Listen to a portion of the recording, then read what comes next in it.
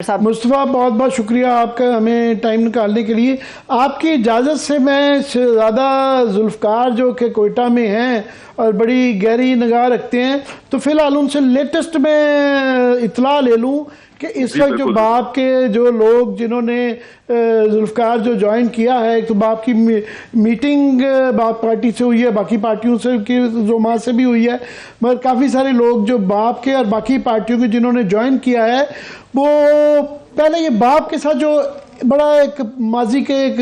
तल्ख किस्म के तल्लुकात रहे हुए, तल्ख बातें होती रही हैं, तो उनके लोगों को एक्सेप्ट करना और उनसे मीटिंग करने का वहाँ उसके मतलब क्या कहेंगे? देखिए, बात यह है कि एक तो डेमोक्रेसी को हमने बड़ा बदनाम कर दिया, दूसरा हम कहते हैं पॉलिटिक्स में जो ये सब कुछ जायज़ है, ये तमाम दरवाजे खुले रहते हैं नेगोशिएशन के, माफ़ कर देना, दरगुजर कर देना। और वैसे ही एक फिक्रा हमारे कान में गूंजता है कि बेस्ट रिवेंज है, democracy is the best revenge. तो ये तमाम चीज़ें जो हैं वो चलती रहती हैं। तो कल तक जो आप अभी क्लिप जितना सुना रहे थे, तो कल तक जब वो जो जिनका वो जिक्र कर रहे थे कि किसने उनको बनाई बाप पार्टी, वो और काफी दूर थे, आज दोबारा इकट्ठे हो गए, एक पेज पे हैं, तो कोई उसमें मसला नहीं है। मुझे परवेज रशीद साहब का वो फिक्रा भी मैं आपको सिर्फ आपके गोश गुजार और व्यूअर्स के कर दूं कि कल ज़ियाउल्लाह लांगो साहब जो बाप पार्टी में हैं अभी तक, उन्होंने कहा कि जी ये बिल्कुल हम इनको भी दावत देते हैं। तो परवेज रशीद साहब ने कहा कि नहीं जी, इनको मैं दावत देता हूं कि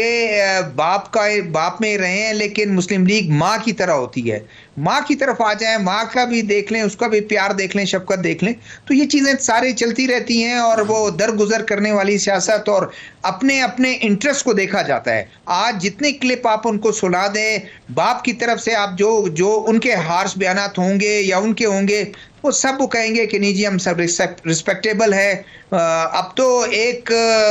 टॉक शो में एक बाप के एक बंदे ने जो आज ज्वाइन कर लिया, उसने मियां नवाज शरीफ साहब को कहा सुप्रीम कमांडर हैं वो। तो बस अभी इस तरह की चीजें जब होती हैं तो फिर तब चीजें चल जाती हैं। ये सुप्रीम कमांडर जो है, ये क्योंकि सदर पाकिस्तान होती हैं और दरमियान में मुशाहिद हुसैन सैयद साहब ने हाल ही में कहा है कि उन्होंने तजवीज़ दी थी कि नवाज शरीफ साहब को सदर पाकिस्तान बनना चाहिए, क्योंकि नए बच्चों को मौका देना चाहिए, आजकल के ज़माने बदल गए हैं। तो ये सुप्रीम कमांडर पता नहीं उन्होंने जो है खुश करने के लिए कहा या उसके अंदर कोई तंज का पहलू था, मुझे नहीं पता। तो ने बड़ी अच्छी बात की है, जुमला पसंद आया कि पानी में दूध मिलाया जा रहा है। तो बलूचिस्तान में तो वाकई पानी में दूध ही मिलाने वाली एक काफ़ी दहाइयों से यही सिलसिला है। मगर अभी वहाँ के जो हालात हैं कि ये अफ़गानियों का इनखला का एक सिलसिला चल रहा है, फिर उसके बाद जो इंसर्जेंसी के वाक़यात बहुत तवातर से पिछले चंद हफ्तों महीनों में बहुत बढ़ गए हैं, और ऐसे मौक़ों पे वहाँ पे कहा जा रहा है कि चीफ मिनिस्टर ऐसा चाहिए जो इन इश्यूज़ के ऊपर जो है वो बड़ा स्ट्रॉन्ग हार्ड स्टांस ले। मेन स्ट्रीम पार्टीज़ जो होती हैं उनके हैंडीकैप्स होते हैं इस तरह के मामलात के ऊपर, इश्यूज़ के ऊपर वो स्टांस लेना जो कि पॉपुलर नहीं होता। तो इसका कितना असर पड़ेगा कि ये बाप इसमें नून लीग में जम हो रही है या नून लीग बाप में जम हो रही है? मेरे ख्याल में कुछ ज्यादा फर्क नहीं है। अगर नून लीग की हुकूमत जो बज़ाहिर अब तक नजर आ रहा है कि बलूचिस्तान में कोलिशन को लीड करेगी, और बशर्ते के मियां नवाज शरीफ साहब फिर 2013 वाला वो ना दोहराएं कि डॉक्टर मालिक साहब जो हैं वो 2.5 साल जो है आप ले लें, 2.5 साल के बाद हमारी पार्टी का कोई बंदा देगा, लीड करेगा। अगर वो नहीं होता, लेकिन लगता ये है कि जिस तरह बाप से आज मुलाकात उन्होंने की और जिस तरह से बाप की तरफ से बड़े अच्छे कलमात उनके लिए आए, उनके एक तरफ से बड़े अच्छे कलमात बाप के लिए आए, तो ऐसा लगता है कि बाप उनके साथ कोलिशन में होगी। और शायद उन लोगों के लिए जो लोग आर्म ट्विस्टिंग करते रहे हैं, हमेशा वजीर आला अंडर प्रेशर रहा है, आप भी बहुत अच्छी तरीके से जानते हैं, बलूचिस्तान को कवर करते रहे हैं, आर्म ट्विस्टिंग होती रही है। इश्यूज की अगर जो बात आप करते हैं तो वो इश्यूज मिलकर ही सब चीज़ों को वो करते हैं। 21-23 साल से ये चीज़ें चल रही हैं, ये इंसिडेंट्स चल रहे हैं, ये तमाम चीज़ें उसको किस तरह टैकल करते हैं, वो तो ओवरऑल एक पॉलिसी आएगी पूरे मुल्क के लिए। टीडीपी के जो जिस तरह से उनके वो बढ़े हैं, उनके हरकत बढ़े हैं या उनकी एक्टिविटीज़ बढ़ी है, इसी तरह जो बलोच मिलिटेंट्स हैं वो भी महीने 2 महीने बाद कुछ सर उठा लेते हैं, फिर उसके बाद आईबीओज यानी इंफॉर्मेशन बेस्ड ऑपरेशन होते हैं, फिर इस तरह साथ चलता रहता है। लेकिन जो मैं एक और बात इसको ऐड करना चाह रहा हूँ कि तमाम चीज़ें दूध में पानी मिलाया जाता रहा है और इस तरह से ये चीज़ें चलती रही। देखिए, जिस दिन अवाम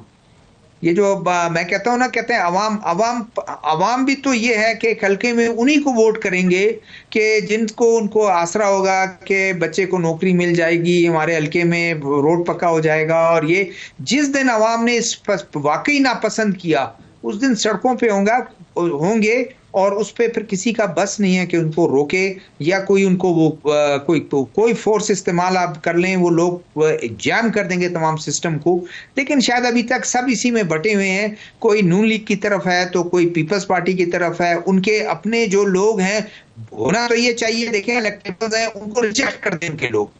जुगाड़ में गया, ये कोई सियासत है कि आप आज इधर कल उधर। वो उन्हें कहते हैं कि भाई देखिए, मेरी सियासत ये है, आपके लिए मैं रोड ला रहा हूँ, बिजली ला रहा हूँ, नलका ला रहा हूँ, पीने का पानी का, हॉस्पिटल, ये तमाम चीज, आपको इससे क्या। लोग उनको वोट देते भी हैं और बाकी कुछ थोड़ा बहुत ऊपर नीचे होता होगा, लेकिन वो उन लोगों में उनके साथ होते हैं। बलूचिस्तान में आप देखते हैं नोटेबल्स जो हैं, नोटेबल्स या इलेक्टेबल्स, वो वोट लेते हैं, फिर थोड़ी बहुत अगर उन मदद कोई हो जाती है वो एक अलग बात है, लेकिन ये वो रहते हैं उसमें। तो ये चीजें। और एक बात मैं बिल्कुल उस पर आखिरी ऐड कर दूं,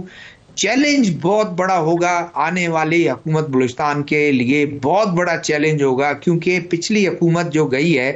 जो मीर कुद्दूस बिजंजो साहब की, और जिसमें बड़ा शेर था, सादिक संजरानी साहब का बड़ा शेर था उसमें, वो उसके लिए बहुत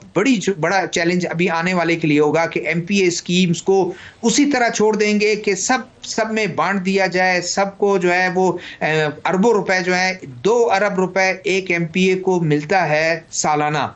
10 अरब रुपए मिलते हैं, और उसमें से वो अभी बहुत ही वाजे हैं कि कितने % का कमीशन उनको मिलता है, 20%, कोई 15% का कहता है, कोई 20, तो उसका हिसाब लगा ले। इसी तरह नौकरियां बिकती रहीं, इसी तरह जो है वो गवर्नेंस के इश्यूज जो हैं, और उसी वजह से ओवरऑल ये तमाम चीजें हैं कि आपके इंसर्जेंट्स जो हैं वो इस तरह वो करते हैं, या टीटीपी का वो है, दूसरे तवज्जो दे नहीं देते हैं। नौजवान कहाँ जाएं, नौजवान इसी तरह के भटकते रहते हैं। तो ये बहुत बड़ा चैलेंज आने वाली हुकूमत के लिए होगा कि वो करप्शन को किस तरह कंट्रोल खत्म ना करे, कम किस तरह करे, गवर्नेंस को किस तरह बेहतर बनाए, एमपीए स्कीम को रिवाइज करे, कलेक्टिव स्कीम के लिए रखे, कुछ पैसे अल्हम्दुलिल्लाह बलूचिस्तान को ये एजाज़ हासिल है कि असलम रईसानी मॉडल भी एक मौजूद रहा है, जिनमें उन्होंने तमाम ही असम्बली को, सबको ही कैबिनेट में शामिल कर लिया। तो हमारे यहाँ बड़ी बड़ी आला किस्म की बलूचिस्तान में मिसालें पाई जाती हैं।